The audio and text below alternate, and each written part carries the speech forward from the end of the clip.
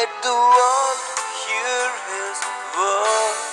எங்கள் இருதயங்களில் எழுதப்பட்டும் சகல மனுஷராலும் அறிந்து வாசிக்கப்பட்டும் இருக்கிற எங்கள் நிருபம் நீங்கள்தானே. 2 கொரிந்தியர் 3:2 சில ஆண்டுகளுக்கு முன்பு சீன தேசத்தை ஆளும் கம்யூனிஸ்ட் அரசு ஹட்சன் டெய்லருடைய சரித்திரத்தை பற்றி எழுத ஒரு எழுத்தாளரை நியமித்தது.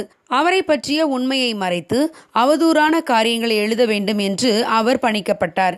சீன தேசத்திற்கு வந்து நற்செய்தியை பரப்பிய ஹட்சன் டெய்லருடைய நன்மதிப்பை வரலாற்றில் இருந்து நீக்க வேண்டும் என்பதுதான் கம்யூனிச ஆட்சியாளர்களின் நோக்கம். அதற்காகவே நியமிக்கப்பட்ட அந்த எழுத்தாளர் ஹட்சன் டெய்லர் சீன தேசத்தில் செய்த பணிகளை பற்றிய ஆராய்ச்சியை தொடங்கினார்.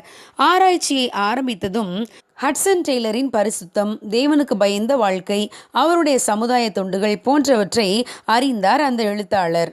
ஹட்சன் டெய்லரின் வாழ்க்கையால் மிகவும் தொடப்பட்டார். உண்மையான மனசாட்சியோடு ஹட்சன் டெய்லரை பற்றி அவதூறாக எழுத அவரால் முடியவில்லை.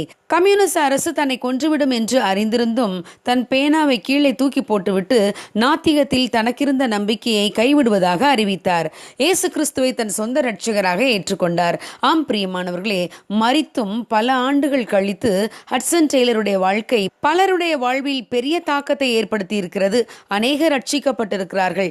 ஆம், இவரை போன்ற பரிசுத்தவான்கள் மரித்தும் இன்னும் பேசிக் கொண்டிருக்கிறார்கள். இயேசு கிறிஸ்துவின் வாழ்க்கை வரலாறும் வேதமும் பொய் என்று நிரூபிக்கும்படி பணிக்கப்பட்ட அநேகர் கிறிஸ்துவின் அன்பினால் தொடப்பட்டு ரட்சிக்கப்பட்டிருக்கிறார்கள்.